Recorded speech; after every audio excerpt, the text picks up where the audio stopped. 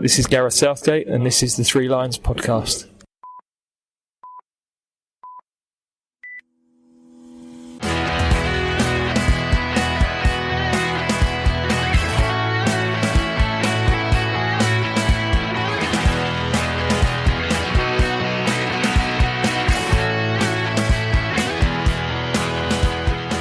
Hello and welcome to the Three Lions podcast. My name is Russell Osborne and this is an independent England football supporters podcast. I hope you're well. I hope you enjoyed the recent episode where I spoke with Michael Galway about his book Golden Generations, the story of the 2006 World Cup. It's still available at your podcast provider of choice or threelionspodcast.com. Really interesting chat, really interesting book.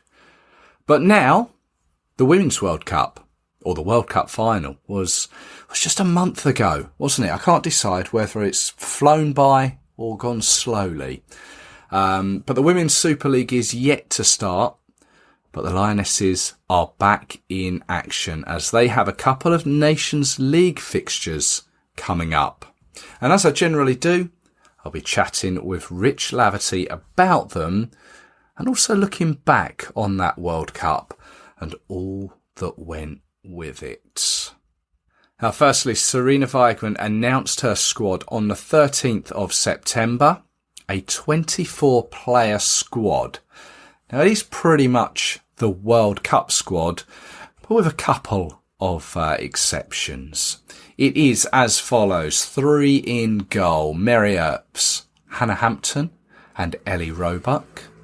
Defenders, Millie Bright, Lucy Bronze, Jess Carter, Niamh Charles, Alex Greenwood, Maya Letitia, Esme Morgan and Lottie Wubben-Moy.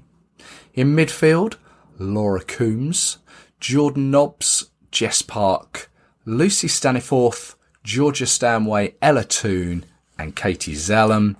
And then up front we have 6 strikers: Rachel Daly, Lauren Hemp, Lauren James, Chloe Kelly, Alessia Russo and Katie Robinson.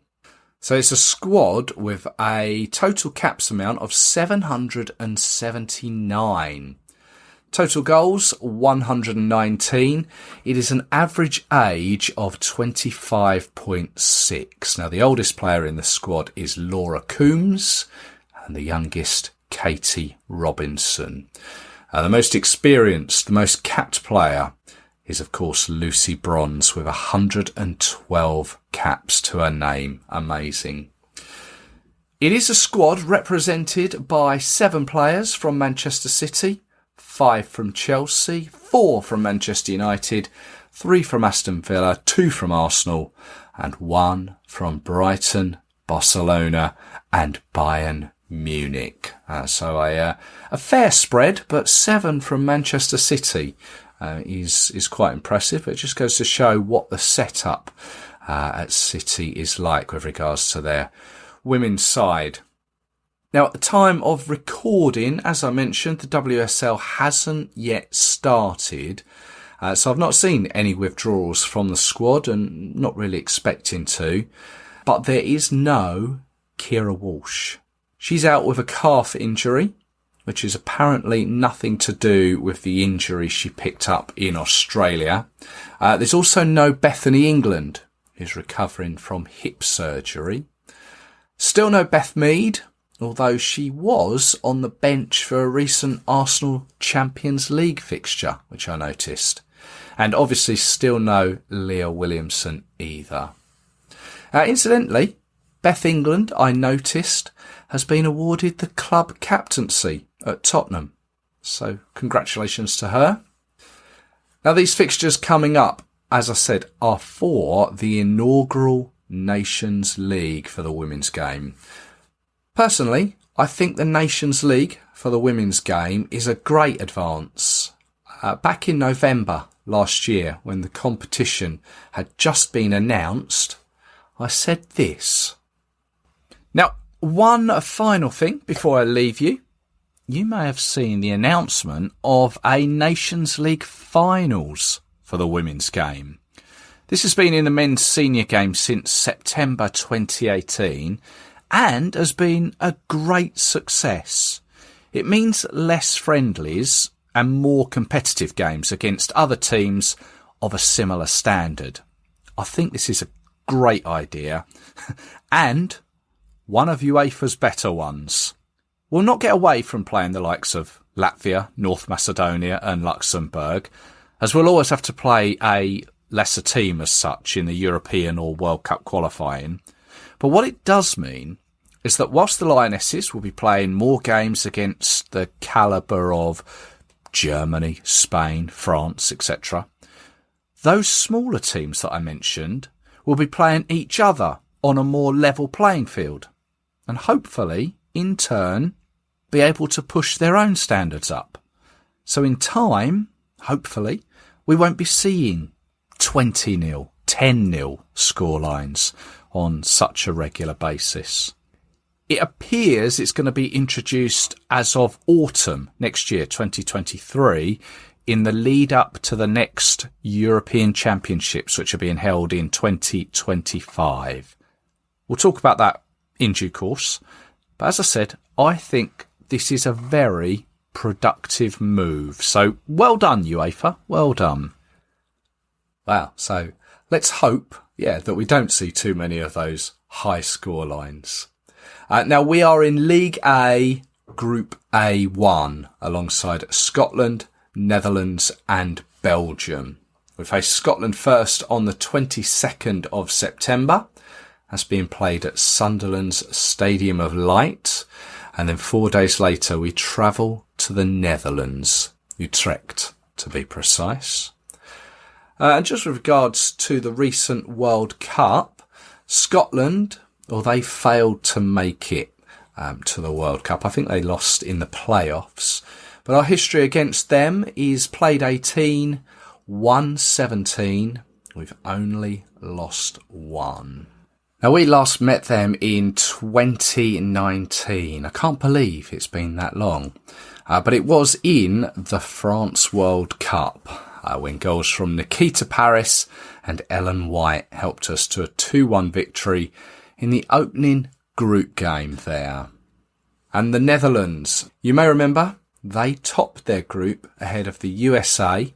They beat South Africa in the round of 16 2-0 before they lost to the eventual winners Spain in the quarterfinals in extra time. Our record against the Dutch, played 10, won 7, lost 1 and drawn 2.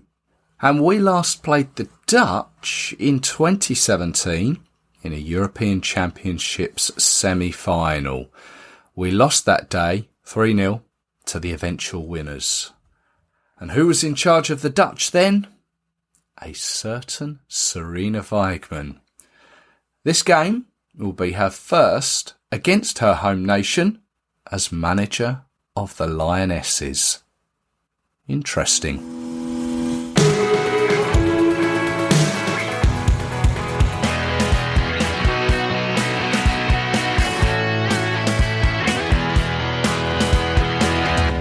It's my pleasure to welcome back to the Three Lions podcast. Hello to Rich Laverty. Hi, Rich. Hi, mate. You okay? Yeah, I'm very well, thank you. Yourself? Yeah, good. Busy, but no, it's good to obviously get the season going soon. Yeah, I mean it's coming around soon. Start of October, I think the WSL starts, doesn't it? Yeah, obviously championships underway, and obviously we've got the Nations League this week. So yeah, there's always something not too far away. Yeah, well, so there's little things to talk about since we last spoke. We last spoke before the World Cup. I'll let you get on with all the busy things that you needed to do over that period of time, but we'll touch on that in a minute. Obviously, you just mentioned the Nations League. That's what the games we've got coming up this week: Scotland at home, and then the Netherlands away. Scotland obviously didn't qualify for the World Cup, but we saw the Dutch during the World Cup. How do we think these two games are going to pan out? They'll be tough.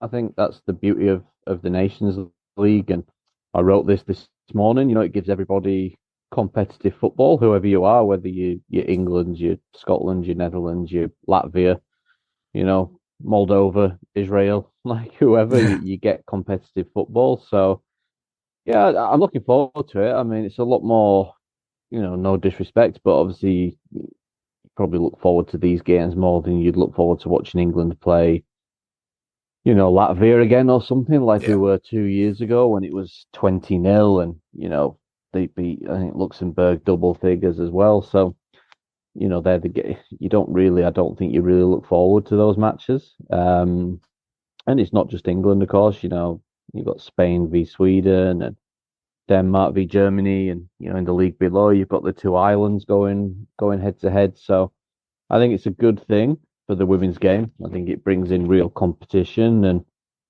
yeah, I mean, I think England's, with the status that they have, probably go in as maybe just slight favourites for both games, but they'll be tough. Like you have to really on top of your game, and I think that's the point. It's to make it more competitive, and obviously the Nations League, this element of the Nations League leads into obviously the qualifiers for the next Euros, but obviously the whole thing as an entity is obviously part of the Olympic qualifiers as well. So, if you get to the final of the Nations League in February, you'll qualify for the Olympics next summer as well. So got that little bit of a quirk that England are the nominated nation for Team GB, and they've got Scotland in their group. So Scotland could conceivably stop their own players participating at the Olympics by beating England in the group. So that would be quite an interesting side effect. But no, look, the games are good, and it's going to give you 6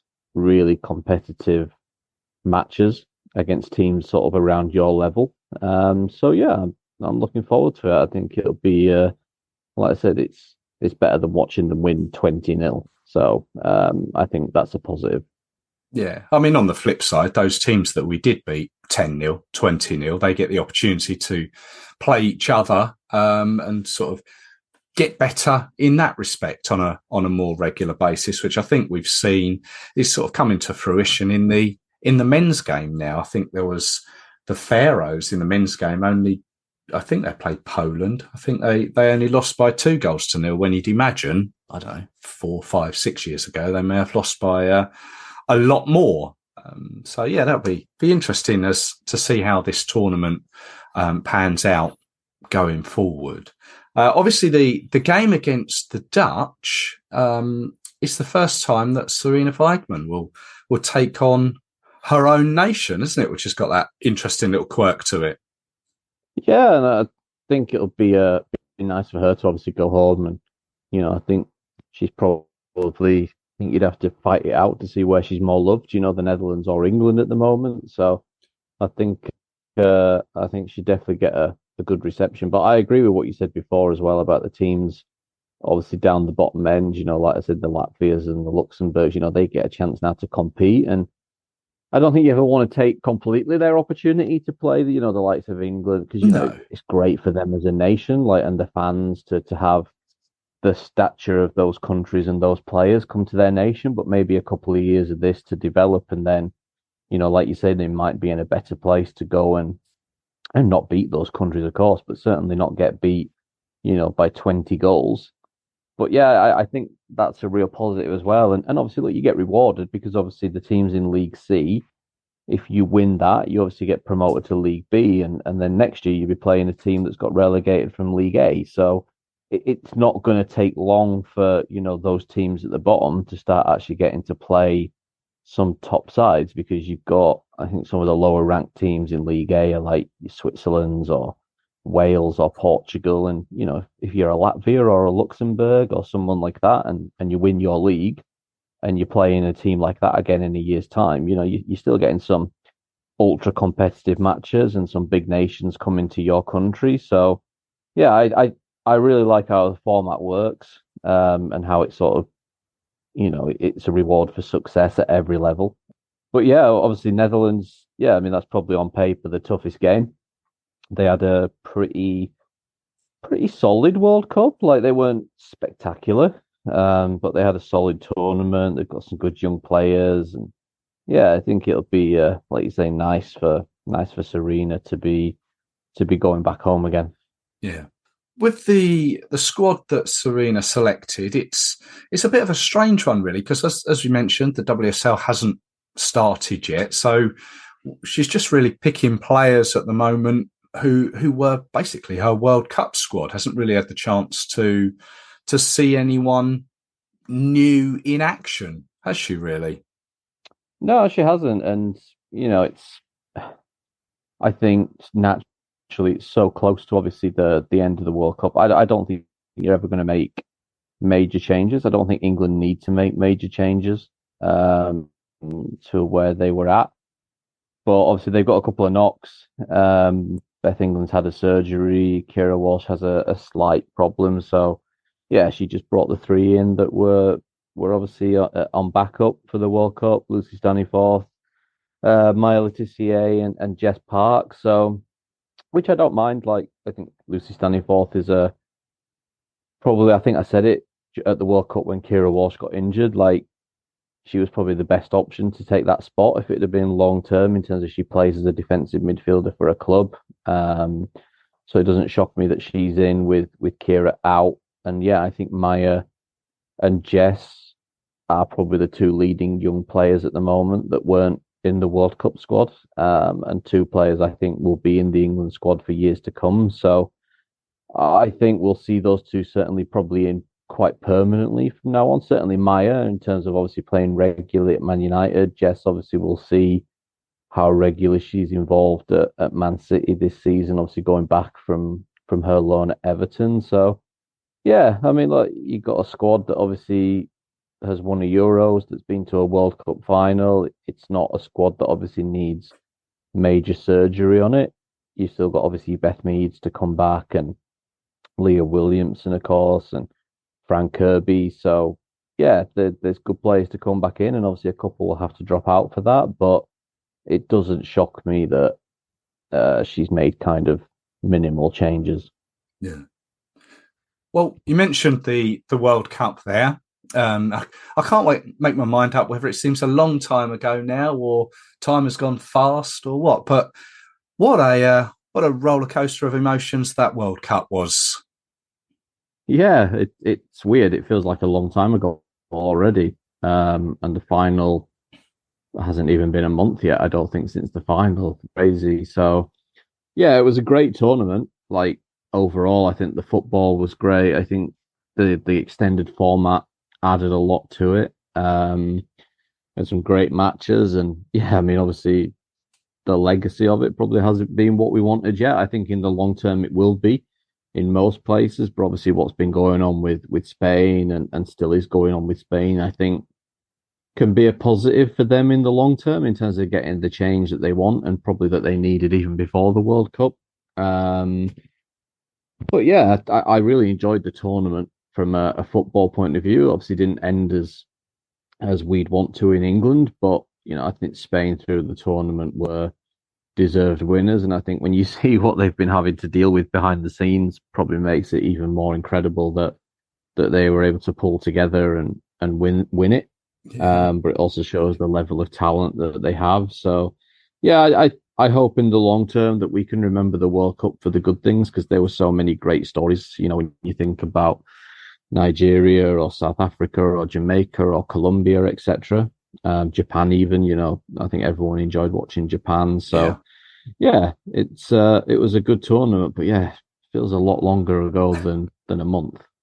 Yeah, no, it's really enjoyed it. Really enjoyed watching it and just learning more about sort of other teams. I must admit, I wasn't aware about the likes of, say, how good maybe Colombia actually were, and that they were great to watch. Really sort of easy on the eye. But I mean, we've got to just touch on Spain a little bit. Obviously, so many things happened in that final. But what comes with it now? Jorge Vilda was sacked or resigned fairly recently, and I believe they now have the first female Spanish manager. You might have to help me on the pronunciation, but is it Montserrat Tome or something? I'm not going to lie and say that I'm an aficionado on the pronunciation of Spanish names, but well, it's Montserrat, Tome, is how it's spelt.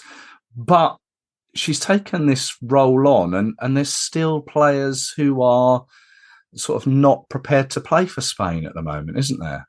And they've got Nations League games coming up. yeah, I mean, they had to delay the squad announcement on Friday when it became clear, obviously, all the World Cup players plus 16 others were ruling themselves out of contention. I think it is being announced in about an hour, obviously, from where we're speaking. Okay, we're speaking on the Monday. Yeah, so by the time this goes out, it will be out. What on earth the squad is going to look like, who knows? Because 39 players have ruled themselves out, which is obviously a massive part of the pool. And yeah, I mean, I think obviously the changes that they want go well beyond just say, well, we'll get rid of the head coach and put the assistant in charge. There's a lot of things that they want structurally behind the scenes and extra support and higher standards. And I think you've got an amazing amount of bargaining power when you've just won the World Cup, to say that we want this and we want that. So, I mean, they're not small changes, they're things that are going to take time to implement. Yeah, I mean, it's tough. I mean, they've got a game on Friday, and we're on Monday and we don't know the squad yet, let alone obviously them getting together as what is going to be a brand new group. And I think the Nations League is, I mean, certainly also having the first game being Sweden, probably the toughest game you could have had. It's obviously a rematch of the World Cup semi-final from last month. So in terms of putting yourself in a position to win the group and things like that, and even start to think about Olympic qualification, I think Spain have got bigger fish to fry right now than what comes next. I think they have to piece themselves back together and get that right support and that structure in place for obviously trying to make sure they qualify for the Euros. Like, I know it sounds extraordinary that we're talking about that maybe being in doubt, obviously as World Cup champions, but if they're not going to have 39 of their best players, then it's going to, under this new format where you're not just playing teams that you're going to be beating 10, 12, 15-0, then yeah, obviously by the time next year comes around and we're in the part of the Nations League that obviously ensures that you qualify for the Euros, if they don't, then they're not going to be there. And I think that will be massive egg on your face for the RFEF. So yeah, it's a sad situation because we should be looking forward to a great rematch, between the two semi-finalists, and it was a great game at the World Cup, but obviously it'll be a very different Spain team. It doesn't sound like any agreement's been reached, so the squad that gets announced in the next hour is going to be, and nobody knows what it's going to look like. And I'm sure it'll still be talented because they've got an incredible player pool. And they still got great results in the last 12 months without, all the players that initially walked away. They still beat the likes of the US and Sweden, but this is an even bigger scale now, in that they don't have any of them and they don't have any of the World Cup squads. So yeah, it's a sad situation, but I think everybody obviously supports them in their fight and what they're trying to do, and they deserve a lot better than what they've got. And I think obviously what's happened since the World Cup, there was obviously the 12 months leading up to it, all the eyes were sort of on Jorge Vilda.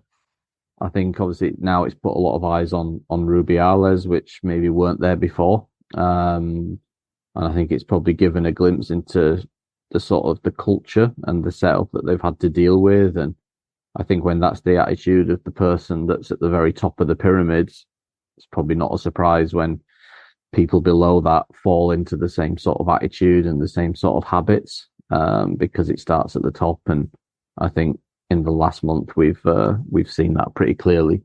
Absolutely, yeah. No, it's going to be an interesting watch to see how it all unfolds, and obviously hope that it resolves itself in the right way.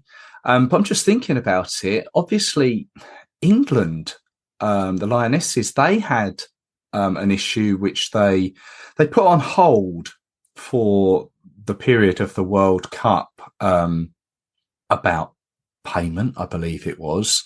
And I seem to remember, was it Millie Bright obviously captain at the time and captain for these two games, said that they would be looking to revisit that issue when they all get back together, which is now. Are you aware of anything that has been said on that matter since the World Cup? No, I haven't heard anything. I think it's still an ongoing issue. Obviously, there's not been really any media yet around the camp. I think that is happening tomorrow, so Tuesday, at St George's Park. I'm sure it'll come up because there's various players that are going to be doing media. Don't know who, but yeah, it's fighting for what you deserve. You know, England are European champions and they were World Cup finalists. So I think obviously now that the FIFA prize money was pretty hefty and, you know, was great for a lot of players and, you know, particularly for England getting to the final, they will have done very well financially out of that. But, you know, there's the FA pay a certain amount in bonuses to whoever, then I think the women have got like I said, with Spain, look, everyone should have bargaining power, but obviously the better you do, the more bargaining power you've got. And like I said, England are European champions and World Cup finalists. So I think if they feel like they deserve more, they've got a right to fight for that. Obviously, we don't know the ins and outs of the FA's finances, but I think it's been pretty strongly rumoured over the last few years that maybe the FA's finances are not in the best position, certainly since COVID. So yeah, we'll see. But I'm sure it will come up. I'm sure it'll come up over the next 7 days or so. Well, St George's Park is where the media events are going to be happening. Are you off to St George's Park and then on to Leicester? I'm not going to St George's Park. I hope I won't be in Leicester because the game on Friday is in Sunderland. Sunderland, beg your pardon. It's Leicester's the next game, isn't it? Yeah, Leicester's the next one. Beg your pardon. But no, I'll be in Sunderland, on Friday for the game. I think it'll be a good crowd. I think obviously it's good for the Scottish fans, you know, that can just hop across the border. Yeah. Obviously with them being the northeast, so pretty sensible choice from the FA. Yeah, so it'd be a good game and it'd be a good atmosphere. And like I said, it's again not to disrespect, but it's a little bit more exciting turning up for England Scotland than it was England Latvia or England Luxembourg, because you know Scotland have got very, very good players and obviously players we're very familiar with in the WSL. So yeah. No, it won't be there tomorrow. Just got a few other things on, but yeah, I'll be there. I'll be there on Friday. Well, wish you an exciting game, and from an England perspective, let's hope for a result similar to the men's game the other day. Rich, thank you very much for your time. Obviously, Substack is still going well, I assume. It's still going well. Trying to get back to some sort of normality now after the World Cup in terms of the scheduled getting there. But yeah, no, still going strong and yeah, still enjoying it. And yeah, there'll be plenty of coverage of the Nations League over the next week or so. Look forward to that. Thank you very much. And maybe we can speak again when the next couple of games come around. Yeah, not a problem, mate. Thanks for having me as ever.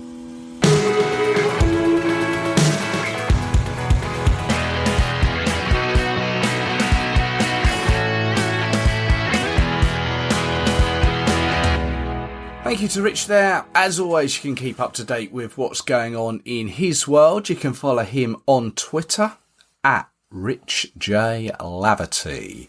And I hope to chat with him again next month. As incidentally, that's when England are playing in Leicester. The 27th of October, to be precise, home to Belgium.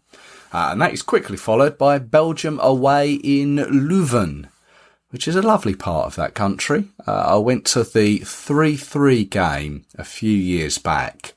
All you need to do is hop on the Eurostar, and then it's a short internal train to Leuven.